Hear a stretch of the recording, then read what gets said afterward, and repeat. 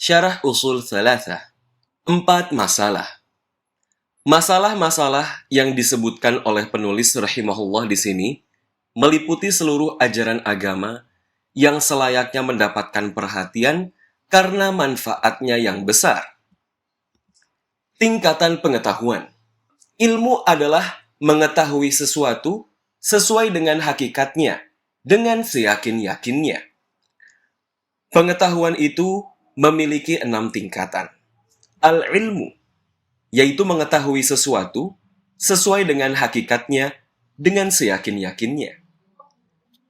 Al-jahlul basyt, yaitu ketidaktahuan mengenai sesuatu sama sekali. Al-jahlul murakkab, yaitu mengetahui sesuatu berbeda dari hakikatnya.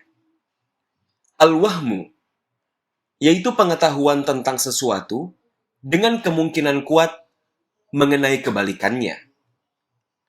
Asyak, pengetahuan tentang sesuatu dengan kemungkinan yang sama mengenai kebalikannya. Al-dhon, pengetahuan tentang sesuatu dengan kemungkinan lemah mengenai kebalikannya.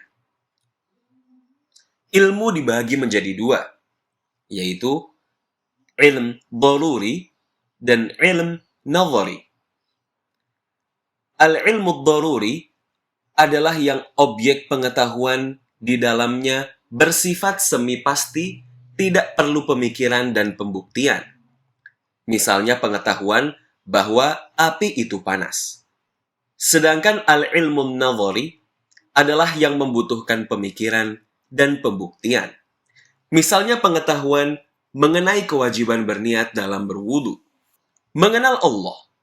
Mengenal Allah maksudnya mengenal Allah Subhanahu wa Ta'ala dengan hati yang berakibat kepada penerimaan syariat yang ditetapkannya, ketundukan dan kepatuhan kepadanya, serta sikap menjadikan syariatnya yang dibawa oleh Rasulnya sebagai penentu hukum. Seorang hamba bisa mengenal Rabb-nya dengan memperhatikan ayat-ayat syar'iyah yang terdapat dalam kitabullah dan sunnah Rasulullah SAW, serta memperhatikan ayat-ayat kauniyah yang terdapat pada makhluk-makhluk Allah.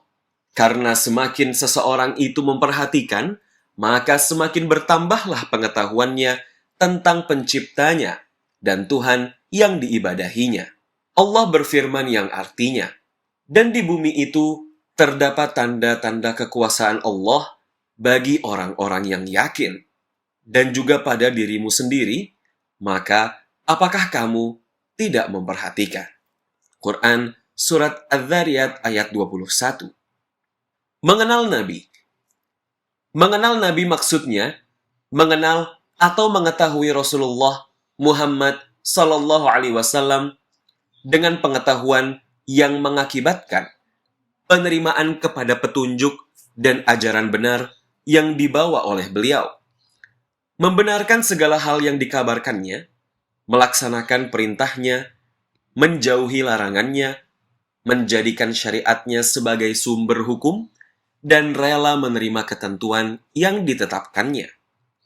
Allah Azza wa Jalla berfirman, yang artinya, maka demi Tuhanmu, mereka pada hakikatnya tidak beriman, hingga mereka menjadikan kamu hakim terhadap perkara yang mereka perselisihkan.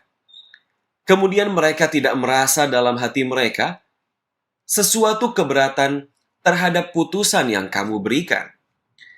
Dan mereka menerima dengan sepenuhnya. Quran Surat An-Nisa ayat 65. Sesungguhnya jawaban orang-orang mukmin bila mereka dipanggil kepada Allah dan Rasul-Nya agar Rasul menghukum, mengadili di antara mereka, ialah ucapan, kami mendengar dan kami patuh. Dan mereka itulah orang-orang yang beruntung. Quran Surat An-Nur ayat 51. Kemudian jika kamu berlainan pendapat tentang sesuatu, maka kembalikanlah ia kepada Allah, Al-Quran, dan Rasul sunnahnya. Jika kamu benar-benar beriman kepada Allah dan hari kemudian. Yang demikian itu lebih utama bagimu dan lebih baik akibatnya. Quran Surat An-Nisa ayat 59.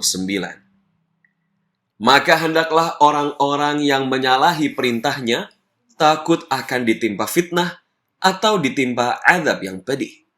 Quran Surat An-Nur ayat 63. Imam Ahmad rahimahullah berkata, tahukah kalian apakah fitnah itu? Fitnah adalah perbuatan syirik. Bila seseorang membantah sebagian firman-Nya, barangkali ada sedikit penyimpangan yang terlintas di hatinya, sehingga ia binasa. Makna Islam secara umum dan khusus. Makna Islam secara umum adalah beribadah kepada Allah dengan syariat yang telah ditetapkannya. Sejak Allah mengutus para rasul hingga terjadinya hari kiamat kelak. Allah Subhanahu wa Ta'ala menyebutkan hal ini dalam banyak ayat yang menunjukkan bahwa seluruh syariat yang ada pada masa dahulu merupakan wujud dari Islam, ketundukan kepada Allah Subhanahu wa Ta'ala. Allah Subhanahu wa Ta'ala berfirman mengenai Ibrahim, "Ya Rabb kami, jadikan kami berdua orang yang tunduk, patuh, muslim kepada Engkau, dan jadikan di antara anak cucu kami umat yang tunduk patuh muslim kepada Engkau." Quran Surat Al-Baqarah ayat 126. Sedangkan Islam dalam arti khusus, setelah diutusnya Nabi Shallallahu Alaihi Wasallam adalah syariat yang dibawa oleh Nabi Shallallahu Alaihi Wasallam. Sebab syariat yang dibawa oleh Nabi Shallallahu Alaihi Wasallam telah menghapuskan seluruh syariat terdahulu. Barang siapa mengikutinya, dia muslim, sedangkan yang menentangnya bukan muslim. Pengikut para rasul di zaman mereka disebut sebagai muslim. Orang-orang Yahudi adalah muslim di zaman Musa alaihissalam. Orang-orang Nasrani adalah muslim di zaman Isa alaihissalam. Adapun setelah Nabi SAW diutus, lantas mereka kafir kepada beliau, maka mereka bukan muslim. Islam inilah satu-satunya agama yang diterima di sisi Allah dan yang berguna bagi penganutnya. Allah Subhanahu wa Ta'ala berfirman yang artinya, sesungguhnya agama yang diridhoi di sisi Allah hanyalah Islam.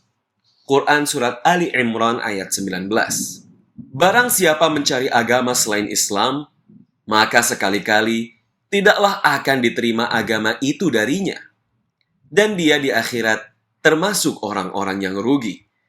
Quran Surat Ali Imran ayat 85. Islam inilah yang disebut oleh Allah sebagai karunia-Nya kepada Muhammad Sallallahu Alaihi Wasallam dan umatnya.